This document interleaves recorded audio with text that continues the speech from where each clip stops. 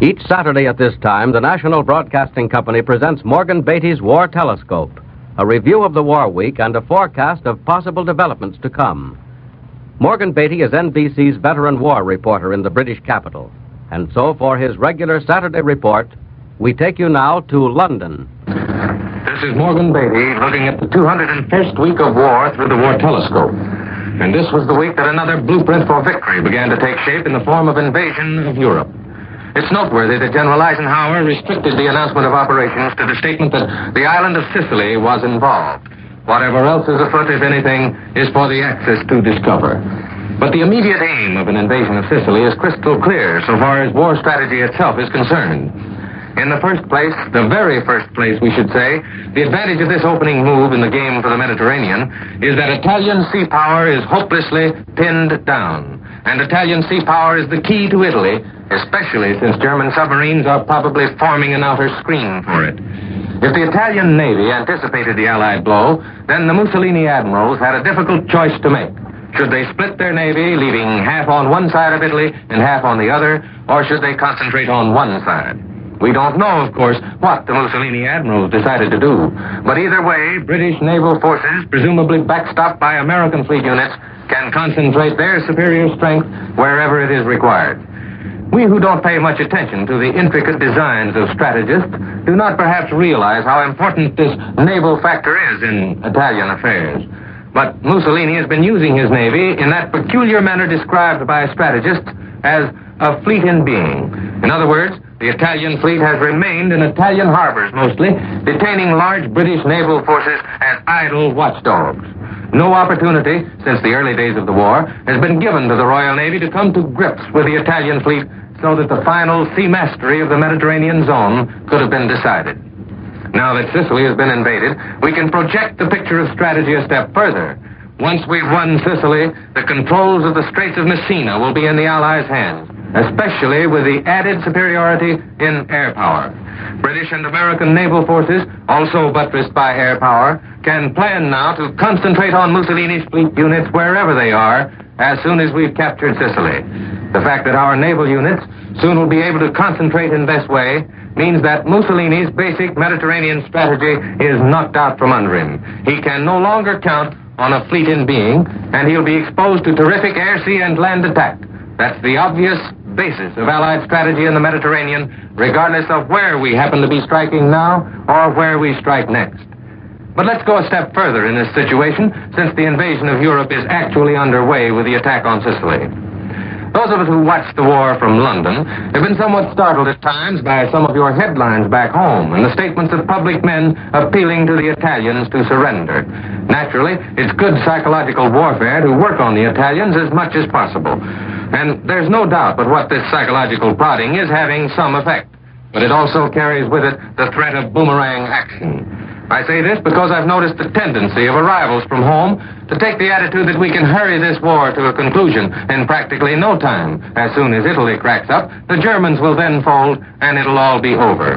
Now, I'm perfectly willing to agree that that may be the way it works out, but we should also be warned, not only by the facts of current events, but the facts of history.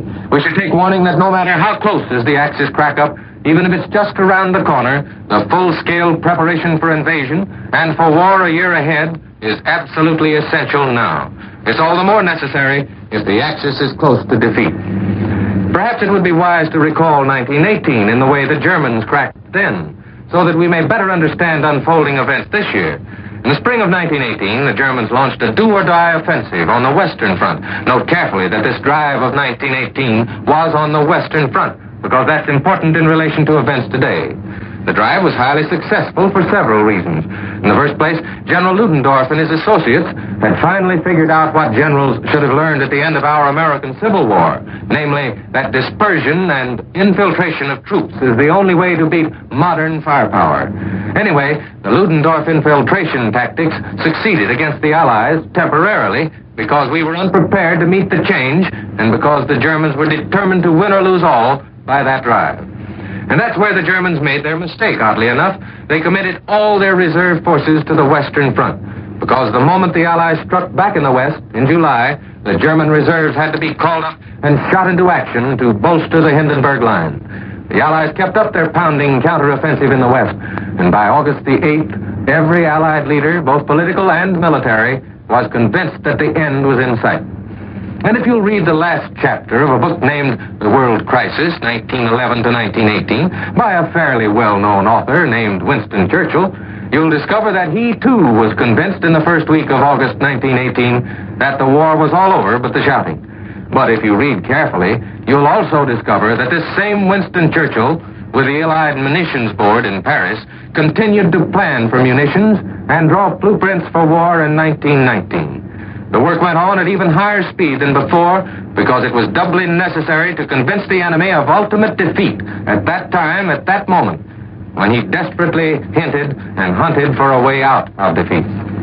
And what's more, Allied leaders who failed in that hour to take full advantage, if they should have done so, of German uncertainty, who failed to ensure victory by complete preparation, would have committed the unforgivable crime. But the way the enemy convinced himself that the end was inevitable is the really decisive element of that year's peace.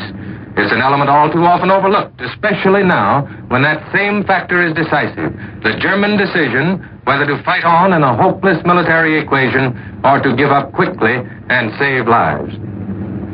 Within 6 weeks after August the 8th, the day of the fateful victory of the Allies on the Western Front in 1918, Hindenburg had made up his mind, but he reached his decision to appeal for peace not on Western Front battles, but because his reserves had been committed, and he had no more soldiers to face the Allies in the Mediterranean and Balkan theaters of war. That's the all-important thing. When we note that the Allies again are striking in the Mediterranean, and our strategists are obviously eyeing the Balkan trail, the trail that leads to Germany's back door, that's very important. Here's the German General Ludendorff's view, written after the war, the First World War, a view he reached late in September 1918. And note his opening phrases carefully. We quote him. As a result of the collapse of the Macedonian front, that's the Allied Balkan front of 1918, and of the weakening of our reserves in the West, says Ludendorff, and in view of the impossibility of making good the very heavy losses of the last few days, there appears to be now no possibility of winning peace from our enemies by force of arms. Now, it was true in 1918 that the whole German texture of resistance was weakening. There was mutiny in the fleet, discontent at home, and weariness in the armies of the West. But the thing that brought the end was the conviction in the minds of German military leaders that defeat was inevitable. This time, the problem's quite the same. And the first nation to worry about on the other side is Italy. Will Italy crack under the Allied blows now about to descend in great force? And how soon? That's the question. And if Italy cracks, can Germany be far behind? Fortunately, I'm able to throw some light on the answers to those questions. I've discussed the morale, the people of Italy, with a man who has spent many years in that country and only came out, well, a few short weeks ago. For a long time, we sat in the dim recesses of a London club lounge, while this expert on Italy told me his impressions. They're so fresh and so carefully checked that I thought I'd pass them on to you today when Sicily is under attack. It is a fact that the Italian peoples and Italy are still not a cohesive nation in the sense of Britain or America or even Germany. The Italian peoples, however, hate the Germans. German soldiers are seldom seen, and when they're brought into the country, they're quickly herded into special camps, and they're not allowed out to mix with the Italians. But it is equally true that the Italians have grievances against the Allied nations. They do not forget the Versailles Treaty.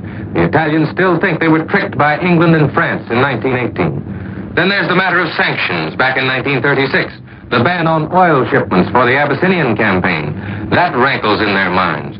And now, the Allies have taken Italy's overseas empire, the very last vestige of that empire. The Italians do not forget that. They don't hate Englishmen, Frenchmen, or Americans, but they do not forget. On the other hand, Italians, as we've noted, do not stick together like other peoples exactly. My friend thinks that Italy cannot be beaten by bombing alone, mainly because the Tuscan farmers care not at all whether the Genoese are bombed out of house and home. Italians are, after many years of nationhood, in fact, and many more years of Mussolini, they are still not Italians first. They are Tuscans, Romans, and so on. The Italians do not have confidence, strong, healthy confidence in the Mussolini regime of fascism. They complain bitterly about it. They ridicule all fascists. But, my friend points out, the Italian doesn't like it if you, a stranger, criticize his country or his government. The Italian will, in such cases, cite to you the great improvements under Mussolini, drainage of the land, great public works, and the like. So we should never count on the Italian people to turn upon Mussolini in fury and destroy his regime.